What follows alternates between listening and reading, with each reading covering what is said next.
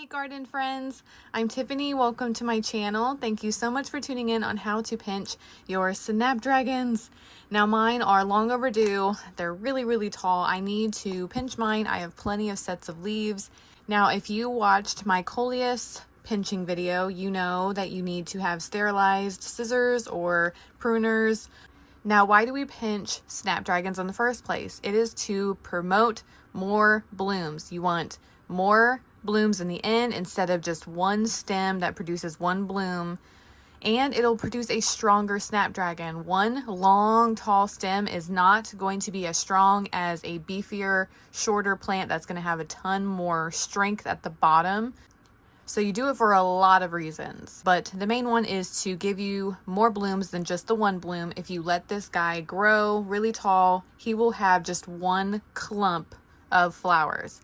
Now, all of these are magenta Snapdragons. I saved them from my Snapdragons last year from outside when they were ready to harvest in the fall.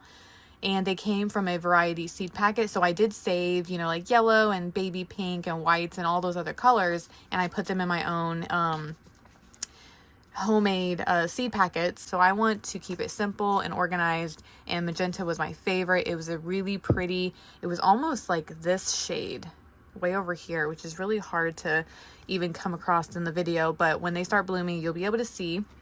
All right, now I'm going to show you where to pinch. You don't count the bottom set of leaves, these tiny leaves. All of your Snapdragons will have them. They're way at the bottom. Those are the leaves that emerge first when your seeds break the germination. So you need to start counting on these, the first set of true leaves, not the ones way down here. So I have 1 set, 2 sets, 3 sets, 4 sets, and then the tippy top of my Snapdragon. And that's plenty. You do need to at least have 3 sets before pinching. You just need to give your Snapdragon a chance to get a good strong enough stem before you start shocking it by cutting it. And now this just depends where you want. As long as you're cutting above a set of true leaves, just don't cut way down here. You're fine to cut above the first set. If you want to, you can cut above the second set as well. I'm going to cut mine above the second set of their true leaves right there, and then cut it away. All right, so I'm going to grab my next one. I'm going to put it over here just so that you have a good, because it might look crazy if I just do it amongst the jungle. So again, you have your bottom set of leaves that you don't count. This is your first set, your second set, your third, your fourth, and your top. So again, I'm going to go above my second set and cut right between those 2 leaves, right above it. Let's grab this guy. He is so tall, he's out of my shot. Look at him. So I am going to pinch him above the first set of true leaves, not way up here, just right above, like so. And then I'm going to root this. That's going to be a great cutting for rooting. And right where you cut is going to form the new growth for new stems, and it will start forming them below the stem as well. It's going to promote lots of lower growth. Now I can zoom back in since he's shorter. He has, those are those first sets that you don't count. That's your first true leaf, your second true leaf, your third. And again, I'm going to cut above the second since he's shorter. The ones that are taller, I'll probably cut above the first set of true leaves. But if they're shorter like this, I'm going to cut above the second, first set, second set, third set, and the top. So I'm going to take him down to the first set. Looks a little bit too tall if I cut above the second. So here's the set that you don't count. There's my first set. I'm going to cut above that. And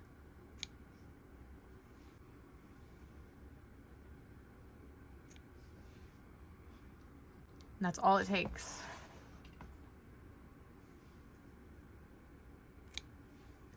And I think what I might do is I will leave one Snapdragon not cut so I can show you the difference in the end when it comes time for them to bloom.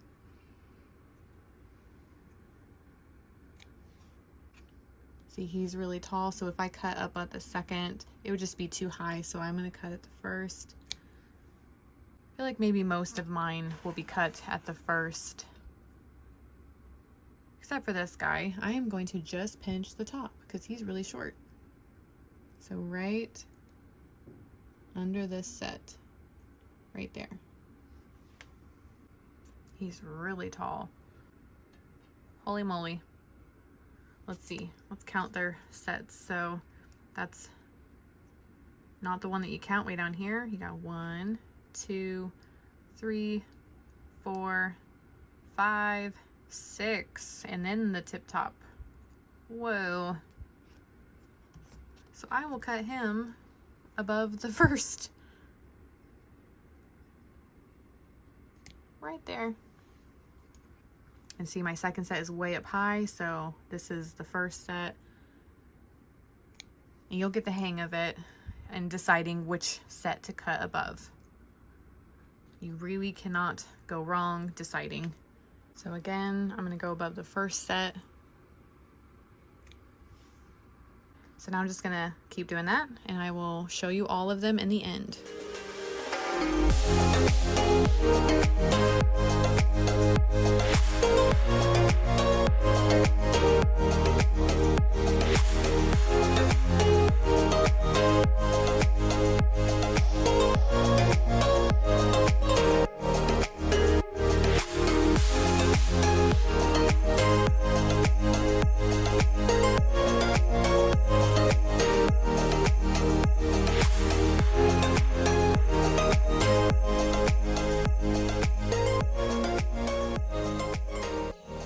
And this is my last one. This is a great example of the fact that it's bent is a perfect time to cut it, because then it can reshape and go straight up. So that's what they all look like. They're all pinched except for just this one clear on the end. I'm going to show you down the line what it looks like when you don't pinch them. So keep a lookout for that update. These are all of my tops. I'm going to root some of them. I'm going to put some in water as well, see what they do, because this is also free plants. They'll just be blooming about a month or so behind these ones. And hopefully this was easy to follow, as long as you just can identify those lower sets that you don't count and then just start cutting above your first set or second set. Just making sure to wait until you have at least 3 sets before pinching. It's pretty much all you need to know. So just keep a lookout for the updates on these. And don't forget to follow me on Facebook if you haven't already. And don't forget to like and comment and subscribe and all of those good things as well. And enjoy growing your Snapdragons. Bye, garden friends.